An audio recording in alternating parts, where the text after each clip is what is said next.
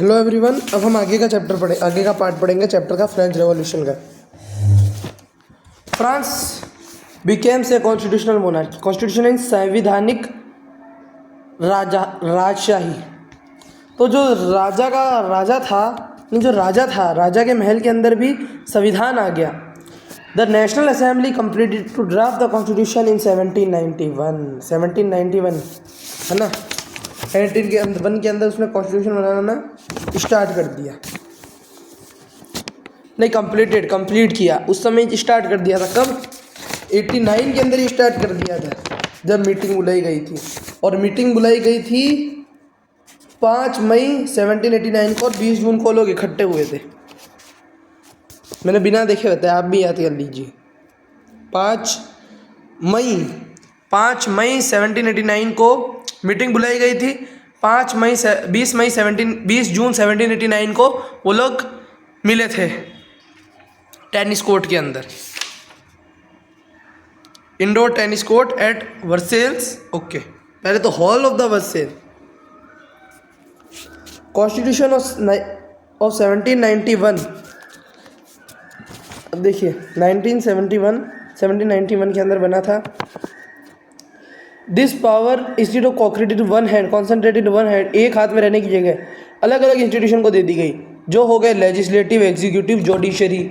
अब ये LEJ का आइडिया किसका था? मोंटेस्क्यू का। 3 ब्रांचेस ऑफ द गवर्नमेंट, जो कि अमेरिका के अंदर भी यूज़ किया गया था जो आइडिया, वो आइडिया। ओके, अब this made the France A monarchy. Figure 7 explains the new political system work. कैसे वर्क करता था तो अब मैं समझाता हूँ। सबसे पहले तो मैंने इसका एक वीडियो बना रखा है, आप उसे देख लीजिए कि ये काम या वर्क कैसे करता था। ओके, और आप उसे समझ लीजिए। अब देखिए, constitution of 1791 vested the power of make laws. उन्हें से लॉज बना दी कि जो पावर थी राजा के हाथ में कॉन्सेंट्रेटेड ना रह गई, बल्कि 3 जगह जुडिशरी, एग्जीक्यूटिव एंड लेजिस्लेचर, है ना। अब राजा का काम सिर्फ हाँ करने का रह गया था। जुडिशरी, एग्जीक्यूटिव के अंदर सिर्फ एक एग्जीक्यूटिव ब्रांच के अंदर ही राजा आया करता था। अब देखते हैं, the citizens voted for group. अब देखिए, अब समझाते हैं ये आते कहाँ से थे, वोटर्स, इलेक्टर्स, ये कौन होते थे। अब नेशनल असेंबली तो आपको पता है कौन है। और एक और बात, नेशनल असेंबली में 745 मेंबर्स थे। ओके, अब स्टार्ट। जो सिटीजन्स थे वो, उन्होंने नेशनल असेंबली में इलेक्टर्स, जो सिटीजन्स थे वो ग्रुप ऑफ इलेक्टर्स के लिए वोट दिया करते थे, जो नेशनल असेंबली में चूज़ हुआ करते थे।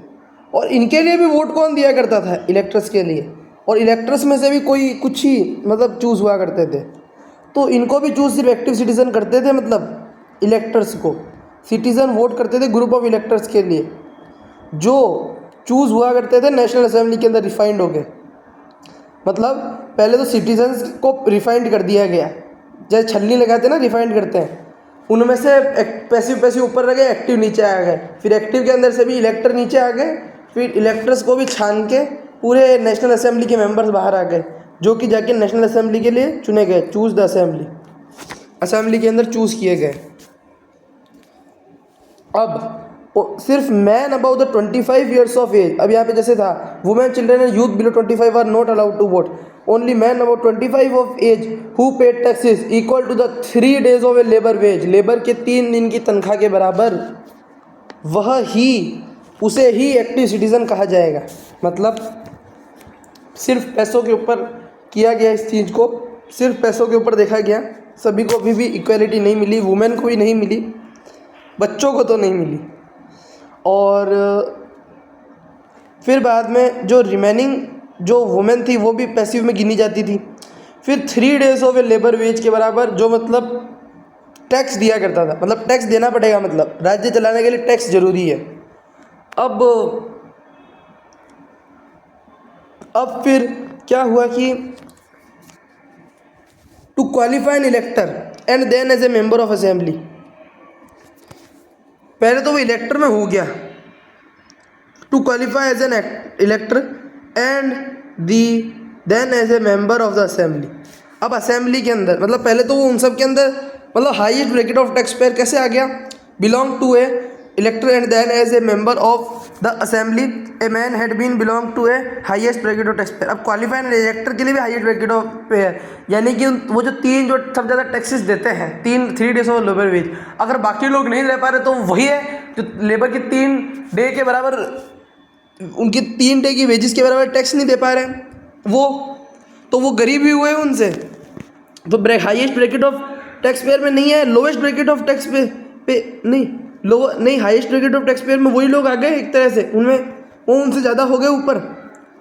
फिर बाद में the members of the National assembly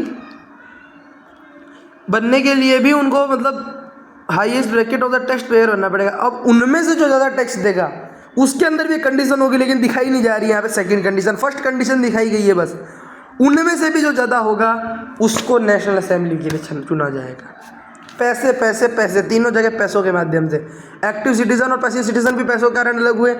फिर एक्टिव सिटीजन के अंदर भी 2 ग्रुप्स, इलेक्टर्स और नॉर्मल के अंदर ऐसे अलग हुए, इलेक्टर्स और एक्टिव सिटीजन। अब जो इलेक्टर्स बन गए वो तो इलेक्टर्स, अब बाकी सब एक्टिव सिटीजन ही रह गए। इलेक्टर्स और एक्टिव सिटीजन अलग अलग कैसे हुए, पैसों के कारण। अब इलेक्टर्स और नेशनल असेंबली के लोग कैसे अलग हुए, इलेक्टर्स के अंदर से ब्रांच निकली नेशनल असेंबली और बाकी के बच्चे इलेक्टर रह गए। 50,000 मैन जो होते हैं इलेक्टर के लिए चुने जाते हैं, 50,000 मैन इलेक्टर के लिए चुने जाते हैं, उनके अंदर से उन 50,000 में से अलग हो गए। उस ज़माने में पॉपुलेशन इतनी होगी क्या पता, उनमें से भी 2 बन गए, एक तो इलेक्टर्स रह गए और एक ऊपर जाके पहुंच गए, वो इलेक्टर ही थे।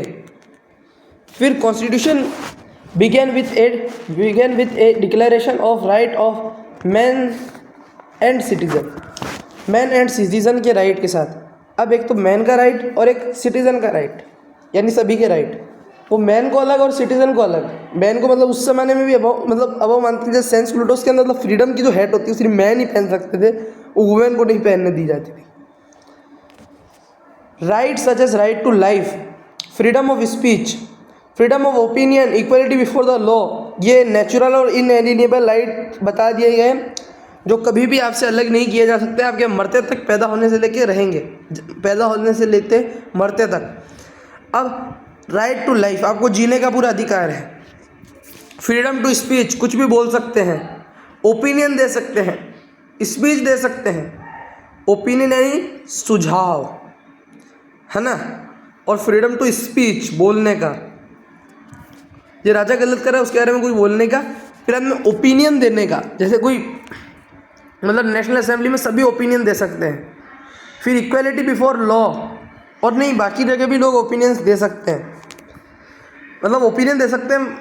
उसके बाद में फिर हमें इक्वलिटी बिफोर लॉ, सभी कानून के आगे समान है, वहाँ पे पैसे वैसे नहीं चलेंगे। नेचुरल राइट, ये ह्यूमन बीइंग के साथ बर्थ से रहते हैं और ये इसे अलग नहीं कर सकते, एलिनिएबल नहीं है ये। और जो ड्यूटी थी स्टेट की थी, वो था स्टेट की ये ड्यूटी है, अलग अलग ड्यूटियां हैं, पर इनके साथ एक और भी ड्यूटी है कि वो उनको इन सारे नेचुरल राइट्स को उनसे अलग ना होने दे, इनको प्रोटेक्ट करे जिससे वो उनसे अलग ना हो। अब पॉलिटिकल सिंबल्स, ओके। अब ब्रोकन चेन क्या होती है? ब्रोकन चेन यानी कि स्टैंड्स फ्रॉम, इसको मैं अलग वीडियो में समझा दूंगा, ओके। और आप इन्हें रीड कर लीजिए 2 बार 3 बार, आपको समझ में आ जाएगा। The situation in France continued to be tense होती गई बाकी के फॉलोइंग ईयर्स के अंदर, क्योंकि फ्रांस के अंदर सारी चीज़ें में मतलब रिवॉल्यूशन आना था, आखिर में जाके डेमोक्रेसी को आना था। तो जो लुइस 16 था उसने कॉन्स्टिट्यूशन साइन किया, उसने कॉन्स्टिट्यूशन को साइन तो कर लिया था, साइन द कॉन्स्टिट्यूशन, यानी वो मान गया था, कॉन्स्टिट्यूशनल मोनार्क बनने को तैयार था वो, और उसके पास कोई रास्ता भी नहीं था। लेकिन फिर भी वो सीक्रेट समझौतों के अंदर था प्रूशिया के राजा के साथ में। Rulers of the neighbouring countries to were worried about the development in France and made the plans to, कि फ्रांस के लोग ज़्यादा समझदार हो रहे हैं। सिंस द समर ऑफ 1789, जब से रिवोल्ट चालू हुआ है जुलाई के अंदर, सॉरी जून के अंदर, सिंस द समर्स, मतलब समर्स के अंदर स्टार्ट हो गया था, जिस समय मतलब राजा ने भगा दिया था जब वो चले गए थे। पहली बार उन्हें गुस्सा तब आया था, उससे पहले भी हुए थे लोग गुस्सा। तो किंग ऑफ प्रूशिया और देख रहे थे फ्रांस के लोग ज़्यादा समझदार हो रहे हैं। फिर बाद में जो बिफोर दिस कुड हैपन, कुछ हो पाता उससे पहले नेशनल असेंबली ने वोट की 1972 के अंदर, नहीं वॉर डिक्लेयर कर दिया नेशनल असेंबली ने, सब कुछ सोचने से पहले ही। मतलब राजा 3 साल तक तो बैठा था, नहीं 91 के अंदर कॉन्स्टिट्यूशन फ्रेम हो गया था। राजा को तो पहले ही गद्दी से हटा दिया था नाइट के दिन, नाइट के समय ख़त्म होते होते। मतलब वो कौन सी नाइट थी मुझे याद नहीं आ रहा, 4 अगस्त, ऑन द नाइट ऑफ 4 अगस्त, है ना।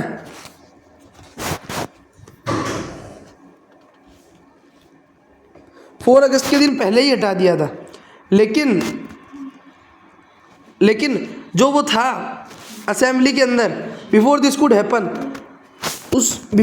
Happen the National assembly voted, उन्होंने मतलब 3 साल बाद उसके क्या हुआ, कॉन्स्टिट्यूशन लेकिन लेट बना, 91 के अंदर बना, और बाद में 92 के अंदर उन्होंने वॉर डिक्लेयर कर दिया। 1 साल तक उनका चल पाया, मतलब उनकी एक ही वोटिंग हो पाई, और एक वोटिंग होने के बाद ही एक बार सक्सेसफुल रहे। फिर 92 के अंदर वॉर डिक्लेयर हो गया प्रूशिया और ऑस्ट्रिया के बीच में। प्रूशिया और ऑस्ट्रिया मिल चुके थे और उन्होंने फाइटिंग स्टार्ट कर दिया। ऑस्ट्रिया, अब ऑस्ट्रिया की तो वो थी प्रिंसेस मैरी एंटोइनेट, है ना। तो क्या हुआ, बाद में मर भी जाती है ऑस्ट्रियन प्रिंसेस, तो मदद करने के लिए लोग रेडी हो गए। तो अमोंग द पैट्रियोटिक सॉन्ग जो लोगों ने गाए, मतलब कुछ वॉलंटियर्स भी, मतलब लोग आए भी फ्रांस की जनता के अंदर से लड़ने के लिए। और जो थे उन्होंने देखा वॉर, अब जो इसको मानने लग गए पूरे यूरोप के अंदर एक वॉर छिड़ चुकी थी, क्योंकि उस समय ये बहुत ही major part of the Europe थे इसीलिए, और इनके अंदर वॉर छिड़ गई थी एरिस्टोक्रेट्स के अंदर, और among the aristocrats and the people, इसको मानने लग गए थे लोग। अब बाकी का टॉपिक अगले वीडियो में। Thank you.